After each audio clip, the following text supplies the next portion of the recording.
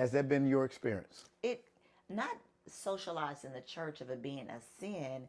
It's just been where it's like, really, is it necessary? Mm. Yes, I touch myself to put lotion all over my body or to check to see if there's anything that has changed, but not for all the benefits that you mentioned. Mm. You know, going back to the socialization part, for me, there was a lot of shame around masturbation. There were urban myths that if you masturbated too much, you could go blind. There was even theological myths around the fact that masturbation is a sin. And one of the scriptures that is often used to say that masturbation is a sin is Genesis chapter 38, and it talks about Onan. So what happened was Judah, you've heard of Judah, right? Right. The tribe of Judah.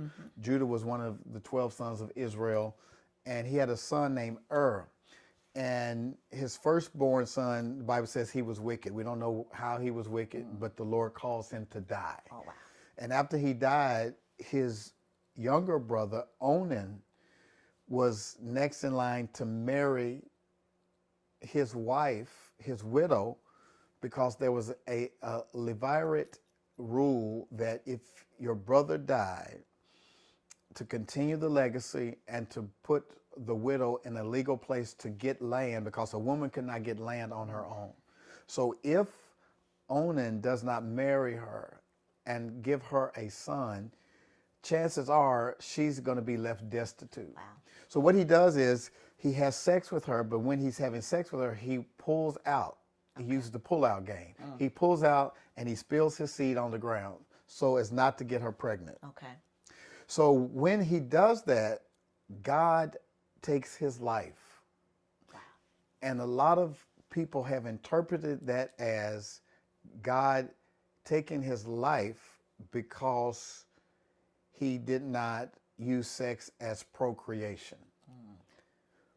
But God took his life because he was disobedient. God took his life because he was using Tamar for sex and not fulfilling his obligation to give her a future. Okay.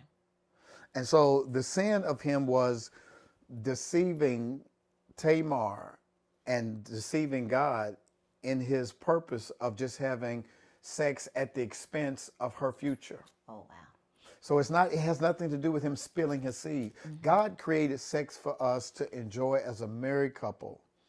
And there's nowhere in the Bible that talks about masturbation being a sin.